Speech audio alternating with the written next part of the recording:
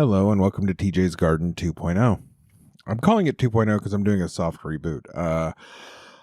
The first year I did some great interviews. I did some great episodes I liked, but it was a mess. And I'm going to try to be slightly less messy. So this year I'm focusing on humanity, community, and gardening because I feel like those are things we all need in our lives. So I'm going to try and gear interviews and my discussions towards that. But I wanted to follow up on the seed starting special I did and talk about one of the main nutrients you need for plants and maybe a little bit about why you don't actually need that for seed starting. We're going to be talking about nitrogen today. Nitrogen has an atomic weight of 7. It is a other non-metal on the periodic table. It is an atom, but we usually deal with it as molecular nitrogen, specifically N2 or dinitrogen, which is the atmospheric form nitrogen takes. You're breathing it in right now, as am I. What I am talking to you now is mostly modulated nitrogen. It's like, I want to say 70% of the atmosphere is nitrogen. And it is the hardest thing to get into your plant's roots because its natural form is very, very, very stable and very, very, very strong. One way nitrogen gets broken down and actually can get into the soil is lightning strikes. A lightning strike is strong enough to break up the bonds between nitrogen as well as breaking up the atmospheric oxygen, or O2, which has a similar two-atom bond. It can break both of them up and recombine some of it into NO3, which is nitrates, which is what plants can take up. So every time a lightning strike hits the ground, it is, to a degree, fertilizing the soil. Obviously, that's not sufficient to cover most plants' needs, so there are other paths for this to take. One way that it helps to break it down is that it can be broken down by nitrogen-fixing bacteria. When we talk about cultivated plants, we're talking about two main types of nitrogen-fixing bacteria. There's the soil-borne bacteria, which many plants will actually cultivate to a degree. They will produce exudates in their roots, chemicals that their roots release into the soil in the area called the rhizosphere, which is the area right around the roots. And those nitrogen-fixing bacteria kind of work for all plants. and they're not fixing nitrogen to help the plants. They're fixing it as a byproduct of their own biological processes. They're breaking that complex bond to get access to certain things, and then they just happen to release nitrogen in the form of ammonium, or NH4, into the soil. And then from there, another group of bacteria, who again are doing this to further their own life cycle, break that down further into nitrites, which is NO2, and then nitrates, which are NO3, if I'm remembering all those right. And so it goes through that whole cycle to go into your plants. Now, if you've heard the words ammonium, nitrates, nitrites a lot, you might be an aquarist, because that's how I learned about them in the first place. A big part of learning how to get the balance of, bacteria and everything right in your aquarium is that you're talking about that nitrogen cycle, right? Fish and other living things, we do it too, release quite a lot of nitrogen in our waste. And that nitrogen has to cycle through this whole process so it doesn't build up and provide a toxic environment. And yes, nitrogen is primarily found in waste. So the other path is in the roots of some legumes. And most recently in the roots of corn. If you go back to my corn episode, I talk about this a little bit. There's also a bit of a ethical issue with how we're trying to get those into other varieties. It's complicated, and I don't know if I'll ever deal with it in full. I dealt with it a little then. Definitely go back to that episode if you kind of want to know what I'm talking about. I'll put a link in the show notes so you can hunt it down if you want to. But it's primarily in the roots of legumes, agriculturally, that we're interested in it.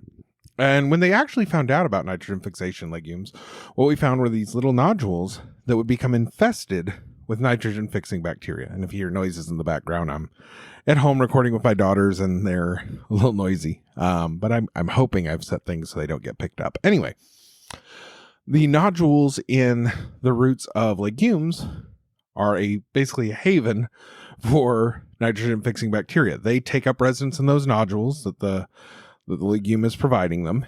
And in return, they provide nitrogen to the legume. Now, it was thought when this was first discovered that this was a way it got into the soil as well, that it would produce excess or abundant nitrogen, and that nitrogen would be released and help fertilize other plants. And that's where you get a lot of companion planting ideas from, where they say, grow this with beans or peas or whatever, or grow peas before you grow another crop to put nitrogen in the soil. What we found out subsequent to that is, while it may slightly increase the nitrogen living in the rhizosphere, the nitrogen living in the actual legume are providing nitrogen for that legume. They've done studies and they found that the soil nitrogen doesn't dramatically increase when you plant beans or peas or whatever. What does happen is they're producing their own nitrogen, or rather the bacteria is, and as such, they aren't taking nitrogen out of the soil. So when you grow beans with corn or any other crop, and the beans have formed this relationship, because they won't form it if there is abundant nitrogen. If there is abundant nitrogen, the bean will kind of cut its losses and just draw from the soil. It won't bother forming the relationship, which is incidentally why, if you're growing a ton of legumes and you want to see if you have the right bacteria in your soil and the relationship's functioning healthy, pulling one up and checking its roots for the nodules is not a bad idea. But basically, the bean gets the nitrogen going in the nodules, grows healthy. If there's not enough nitrogen in the soil, it'll grow healthy from those nodules. The nitrogen ends up in the bean plant, and then a good chunk of that ends up in the final beans, flowers, etc., which we then harvest. So you're actually pulling that nitrogen out. So the best time, if you're trying to grow legumes for nitrogen, and the reason why we do what's called green manure crops or cover crops this way, is you let them grow until just before they flower, just as you start to see the flowers form. And then you cut it low and you allow that all to rot. You can turn it into the soil if you want, but even in a no-dig situation, you're basically just allowing it to sort of be mulch. And then that nitrogen will be returned to the soil. Some of it will be lost atmospheric nitrogen, just as in the nitrogen cycle at different stages. Some of it is always lost because nitrogen really wants to be N2. It doesn't, and I say wants, it's obviously not, that's me anthropomorphizing. It doesn't want to be N2. It's just the most stable natural state it can enter is N2. And so it will always go back to that if it can, functionally. But yeah, so you'll lose some, but a lot of it ends up in the soil. So growing beans and legumes as a companion plant with, say, corn or any other crop, it's not that it's going to provide nitrogen for your other plants. It's that it's not taking nitrogen from the other plants. So you can grow it alongside these plants that are heavy nitrogen feeders, and provided the other ones aren't heavy phosphorus or anything else feeders, things the legume actually does need to take up from the soil, there won't be a ton of competition.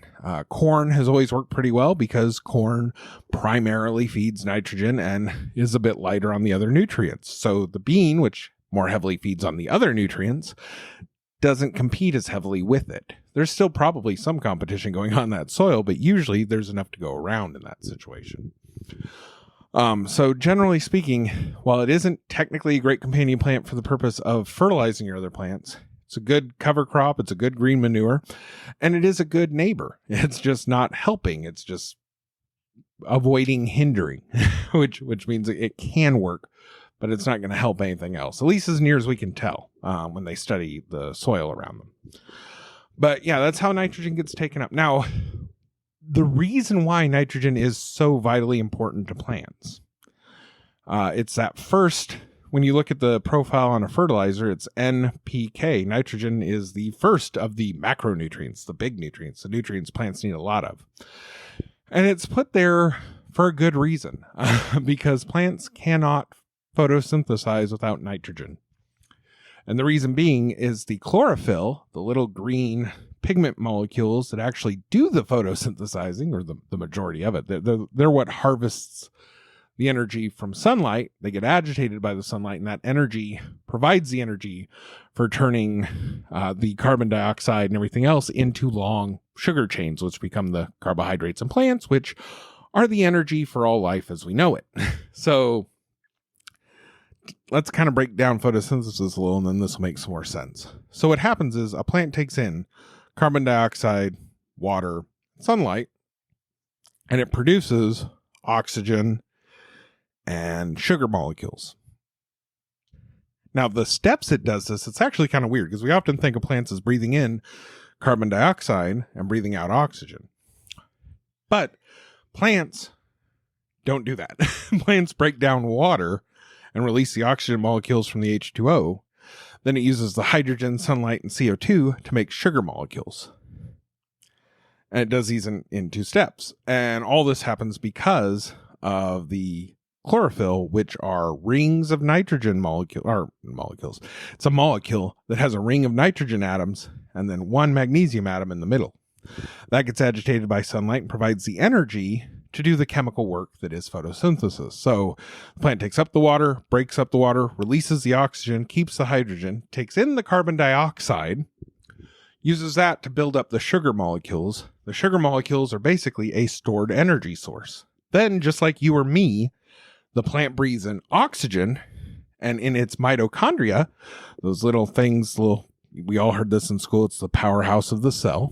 The mitochondria uses oxygen to break down sugar molecules into ATP and other transport molecules that then later get broken down again to use that energy to do work in the cell. So sugar can kind of be thought of as the batteries or gasoline or whatever you want to consider a fuel source. They're the fuel that makes life work. And plants have to breathe oxygen just like us to break that fuel down and do anything with it. So carbon dioxide is not breathed in, it's taken in to make sugar molecules. Which means that, there are actually 2 cycles going on here. Water becomes air becomes water again later as it bonds with other hydrogen atoms and becomes water molecules again. And that cycles in one cycle. And then the other cycle is carbon dioxide gets turned into sugars. Then when you eat a plant, when you breathe in air, that air is used to break down the sugar. And then the carbon dioxide from the sugars is then released back into the air. So it's kind of fun, right? And that whole system is why your plant needs the nitrogen. Because if it can't make the chlorophyll, it can't take the sunlight, it can't make the sugar, it can't then break down the sugar and get the energy to do anything. So everything depends on those sugars, which depend on photosynthesis, which depends on nitrogen. Which means you got to get nitrogen in your soil. Now, for most of human history, we had a very simple way of doing this. We took animal manure or human manure, and we used that either straight on the ground or composted. Later on, we realized that a lot of our diseases were coming from using this stuff uncomposted, and so they started composting it. That's why there's a difference between so-called night soil, which is literally collected human waste thrown out on a field, called night soil because they would tend to pick that stuff up at night in the communities that traditionally did this, and actual composted manure like human manure. And I'm not going to talk about human manure in this episode, although I may do an episode on it later. But I will link to the human manure handbook in the show notes so you can look it up. It's interesting. But anyway, we would compost those wastes, put them on the field. That provided the bulk of our nitrogen, as well as other things. Now, most manure sources aren't very high in nitrogen. Steer manure, for instance, is not especially high in nitrogen. Chicken manure is actually. Human manure is also. Pig manure, I think, is kind of in the middle, as is sheep manure. But yeah, they're not ridiculously high, but they're good sources, and they tend to release over time. Fish, by the way, are also a great source of nitrogen, as is fish water and aquaponics, but that's also another episode. But yeah, so we get most of our nitrogen from animals. And then we discovered guano, which is petrified bird poop or bat poop. And suddenly there was a race to claim all these little rocks out in the middle of the ocean somewhere that had nobody living on them. They weren't habitable, but they had flocks of birds that would settle there seasonally to reproduce, and they would leave layer after layer of poop. And over years and years and years, this stuff built up in these big petrified mounds that we could then harvest as a nitrogen source. And so there was this huge rush at one point in early American history for these, and the laws are still on the books. If you manage to find one of these rocks, and you're not likely to, because almost every single one that you could imagine has already been claimed by somebody, but if you did find one of these rocks in international waters, and you claimed it for the United States, there is a way to get money from the federal government for doing that. And it's still on the books. It is unactionable because all of the islands have been claimed. You're not likely to discover one. The only ones that aren't officially claimed are still within somebody else's waters. So there's no way to do this, but it is still on the books. So there's that. Yeah, that's the legacy of the guano wars. Then you had guano. Then they came up with the Haber-Bosch process, and that's where our synthetic nitrogen comes in. So with Haber-Bosch, you use a bunch of chemicals. Some of them are petrochemicals, so there is an issue there with the oil industry. But you use some chemicals. It involves passing some as steam through others, and I am not an expert on this process, but the end result is you get essentially ammonium or synthetic urea, which is the base of a lot of synthetic urea-based fertilizers. And yes, urea is exactly what it sounds like. There is a factory, there are in fact multiple factories out there where all the people's day job is making fake pee. That is a thing that delights me to know. And so you have the fake pee factories, which incidentally, synthetic urea is also one of the components of synthetic caffeine, which is a whole other weird thing I learned one day that is not going to get its own episode because it's not directly related to what I do, but it's just interesting. Anyway, so that's synthetic fertilizer. Now, you'll hear people say synthetic nitrogen or synthetic nitrogen-based fertilizers a lot. And the important thing to remember is your plants don't care. They do not care. They are incapable of caring because molecularly, these compounds are exactly the same as their synthetic or as their organic counterparts. NH4 is NH4 is NH4 is NH4 is NH4. It doesn't matter to the plant where that NH4 came from, or where nitrates came from, or where nitrites came from. They are all chemically the same exact molecule. The reason why it's important to distinguish synthetic sources is that they tend to be more concentrated. And they also tend to be closer to just the elemental thing. And then we take that elemental thing and we use binding agents and stuff that are designed to be water soluble. So what happens is synthetic fertilizers are really good at getting straight to your plant roots and doing their job. They're already ready to go. They can get in the soil. They can do their thing, and they're good. The downside is they're very concentrated. If you use too much, or too much runs off, or whatever, this can end up in your local river. It can end up in your waterways. That's where we get the environmental problem. Organic sources, and I'm putting organic in air quotes that you can't see, so I'm not sure why I'm doing the air quotes, but organic is defined by like USDA organic and that sort of thing. Not organic chemically, because anything that contains carbon is an organic chemical, but organic in the farming sense. Those sources tend to be more bound up. Like they tend to be contained in things that need to break down, or part of other molecules that need to break down, or they need to be processed. So they tend to be slow release. They tend not to be very concentrated. Scott's turf products tend to be like in the 30 to 40% nitrogen range, and organic sources tend to be 10 or below. So they're not anywhere near as concentrated, and they're not anywhere near as direct. They take a while. So you're not going to correct a nutrient imbalance in your plants by applying an organic source of nitrogen. It's not going to act fast enough to do that. You can do that with synthetic nitrogen. But at the same time, if you overspread manure or some other source of organic nitrogen a little bit, it's not likely to end up in your local waterway. So they're different products for different uses. Broadly speaking, I tend to use organic fertilizers more because they break down slower. I can source them easily, and I'm used to working with them, and I don't have to worry about them doing anything I don't want them to do. But I have used synthetic in the past, and I don't have an inherent bias against using it in the future, because sometimes you need an immediate direct dose of nitrogen, and that's the best way to get it there. It just is. The Haber-Bosch process is not perfect. It definitely has problems, and there are definitely issues we need to work out with it. But as a source of nitrogen in gardening, it can be a direct solution to a problem versus the kind of slow and steady of an organic one. That said, again, I mostly use chicken manure when I get a hold of it. So I'm not here to over push synthetic fertilizers. I don't use them that much myself. In fact, it's been a few years since I've used one, now that I think about it. But anyway, those are the sources. Now, a lot of your modern organic sources are coming from byproducts. So a lot of different seed byproducts as they're, removing all the material around seeds and stuff for different food products or oil products. A lot of the byproducts of that are going into fertilizers.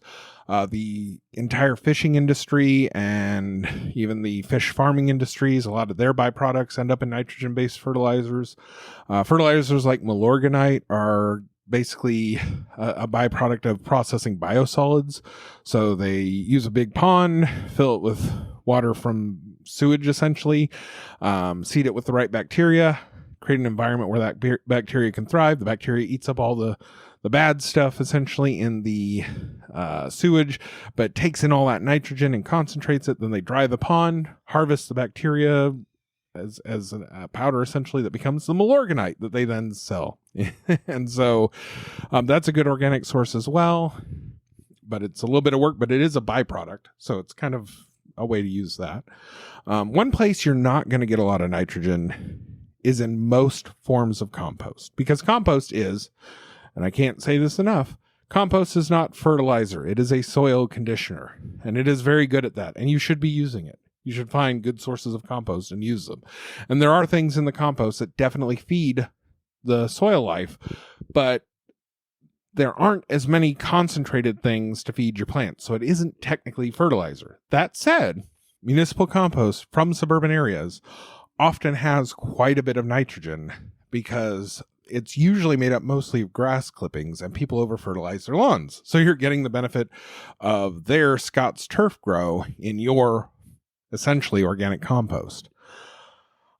I know that our municipal one here in Bakersfield, their compost has been tested before, and there's something like the 8 or 9 range last time I heard. This was from a soil science teacher who I took classes from at the local community college.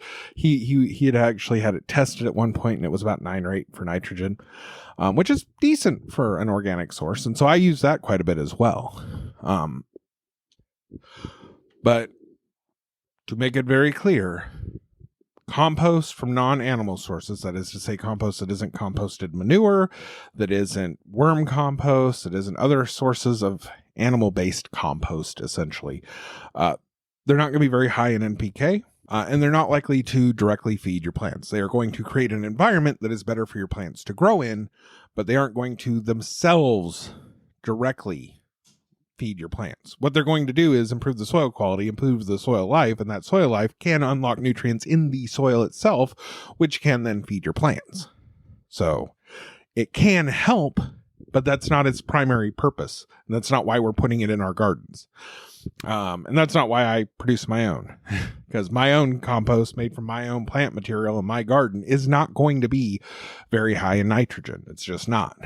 I'm going to use chicken manure with it to provide that nitrogen source, as well as some other macronutrients. But some micronutrients and and anything brought up by soil bacteria, worms, etc., because of that compost, is going to benefit my plants. So anyway, that is everything I know about nitrogen. I am not a chemist, so if I've gotten anything wrong, go to tjsgarden.com and shoot me an email, reach out to me on Mastodon or Twitter, and let me know if I did get something wrong. If you have any questions, reach out to me in those places as well. I'm always available for questions. I might not know your answer, but I'll do my best. Anyway, that pretty much wraps it up. That's about all I've got to say. Go out and enjoy your garden and reclaim the full value of your labor. Have a good one. Bye. This has been TJ's Garden, and I'm its creator, Troy Truchon, and as such, I'm releasing this under a Attribution Share Alike 4.0 International Creative Commons license, meaning that you can share this, alter it, do whatever you want with it, provided you give me credit and you don't deny anybody the right to do the same with any derivative works. You can find the information on that license at the Creative Commons website at creativecommons.org.